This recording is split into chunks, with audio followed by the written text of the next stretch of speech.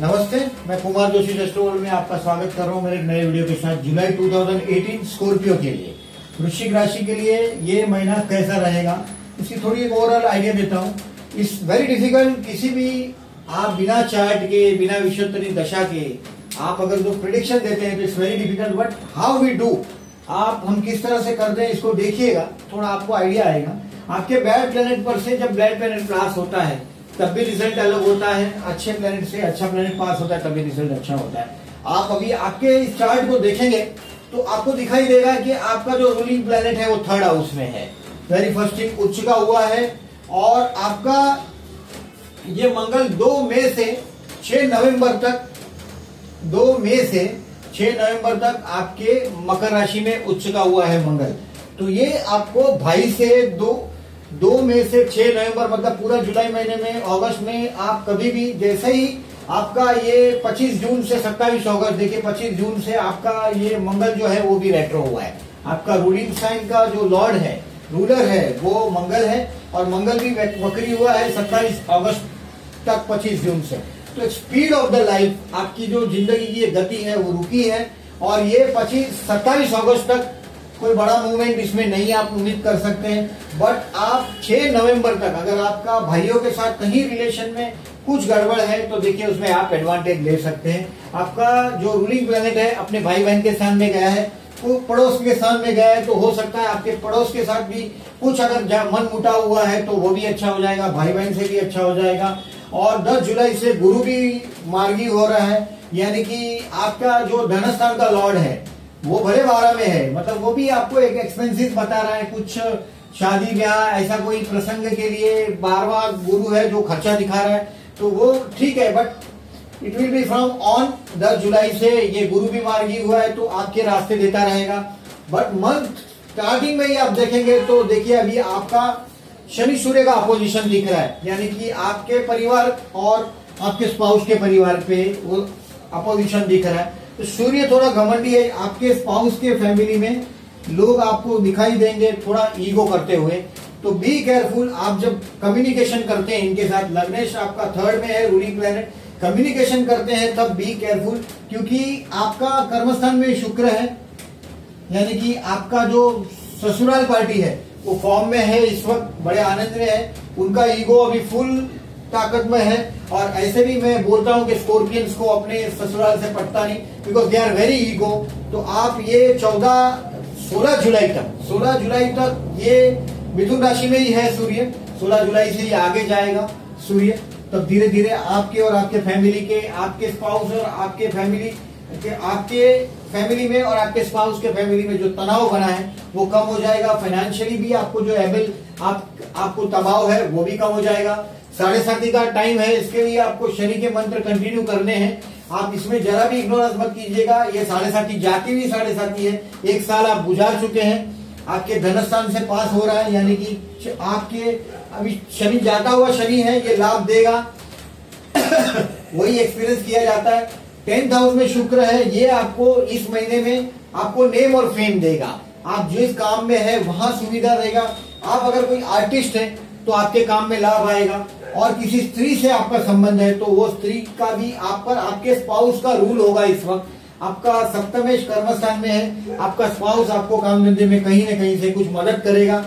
But be careful. देखिए मैं आपको केयरफुल होने के लिए जो जगह बता रहा हूं, जैसे कि अभी आपका मंगल है, आपका उसकी इफेक्ट 9 मई से 13 जुलाई तक, बीच में ये रेट्रो हुआ है, 25 जून से 27 अगस्त तक रेट्रो है, तो ये आपके 7th हाउस पर उसकी इफेक्ट आ रही है, यानी कि मैरिज लाइफ के लिए। तो 13 जुलाई तक तो आपका चक्कर मैरिज लाइफ के लिए घूम रहा है। आपको सडनली कुछ आपके मैरिज लाइफ के लिए जो कुछ नए विचार है वो जुड़ेंगे, कुछ मैरिज लाइफ के लिए अच्छे न्यूज मिलेंगे, कुछ अच्छे आपके स्पाउस के साथ आपकी थिंकिंग में डेफिनेटली कहीं से हो सकता है कि थोड़ा डिफरेंस आए, आपको कहीं ट्रैवलिंग में जाना पड़े और वैसा भी हो सकता है, बट स्पाउस के साथ अंडरस्टैंडिंग में लाभ होगा। 14 जुलाई से 26 जुलाई आपके लिए केयरफुल रहने का टाइम है। 14 जुलाई से 26 जुलाई वहां आपका मेष में इफेक्ट आ जाएगा। झगड़ा मोल मत लीजिएगा, कोई झगड़ा आपके पास आ जाएगा या बीमारी आपके पास आ सकती है 14 जुलाई से 26 जुलाई तक। Be careful. अगर गणेश पूजा करते हैं तो अच्छी बात है, आप कंटिन्यू करिए। आप शनि के मंत्र तो कर ही रहे हैं साढ़े साथी की वजह से। 14 जुलाई से 26 जुलाई तक रेगुलर आपको शनि मंदिर में तो जाना है, लेकिन 14 जुलाई से 26 जुलाई में आपके हेल्थ के लिए केयरफुल रहना है, क्योंकि एक आध बार डॉक्टर की विजिट मुझे दिखाई दे रही है, बहुत बड़ा खर्चा दिखाई दे रहा है, या तो किसी से झगड़ा हो सकता है 14 जुलाई से 26 जुलाई में। तो ये डेट को याद रखिएगा। किसी से माथापड़ी जैसा आपको सिचुएशन लगता है तो प्लीज आप उससे दूर रहिएगा, आपका नुकसान है उसमें। 27 जुलाई से 9 अगस्त आपके संतान स्थान पर मैं मंगल की इफेक्ट देख रहा हूं, और ये आपके बच्चों के साथ अगर जो कोई आपका मन मुटाव है बच्चों के साथ, बच्चों में कुछ मैच्योरिटी दिखाई देगी आपको, आपके बच्चे में वो अभी मैच्योर होता हुआ दिखाई देंगे आपके बच्चे, और प्लस आपको कुछ नई आइडियाज आ सकती है 27 जुलाई से 9 अगस्त में, तो उसका एडवांटेज दीजिएगा। केयरफुल रहने के लिए मैं आपको देखिए, इसमें एक लॉजिक ये है कि चंद्र जब 6, 8, 12 में जाता है, आप अगर पंचांग देखते हैं तो उस डेट को भी केयरफुल रहिएगा।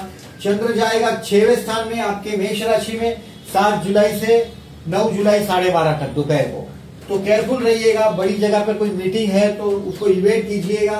अगर आप स्टूडेंट है तो देखिए अक्टूबर तक आपका जो लास्ट रिजल्ट था वो अच्छा नहीं था, साढ़े साथी की भी इफेक्ट है, गुरु भी 12 में है, और आप अगर जो स्टूडेंट नहीं है तो भी आप दबे हुए हैं तो बी केयरफुल।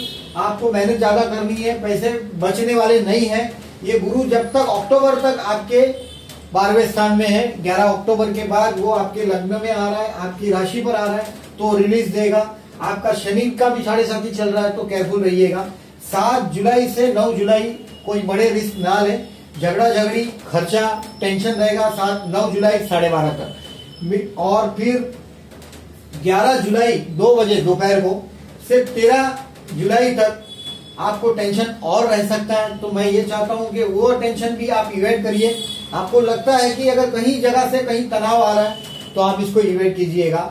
और 19 जुलाई से 21 जुलाई में आपका 12वें स्थान में मैं चंद्र की इफेक्ट देख रहा हूं तुला राशि में, तो it will be an expensive period, क्योंकि यहाँ गुरु है ही और शुभ चंद्र आ रहा है, तो गुरु चंद्र का गज केसरी योग, यानी कि कुछ शुभ कार्य के लिए खर्चा होगा।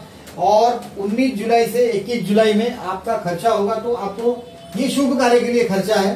केयरफुल फॉर द हेल्थ मैंने आपको 14 जुलाई से 26 जुलाई बोला ही है। हो सकता है डॉक्टर के पास विजिट हो जाए किसी फैमिली मेंबर की वजह से या खुद की वजह से, तो ये टाइम है आपका 14 जुलाई से 26 जुलाई में आपको आपके हेल्थ के लिए केयरफुल रहना है।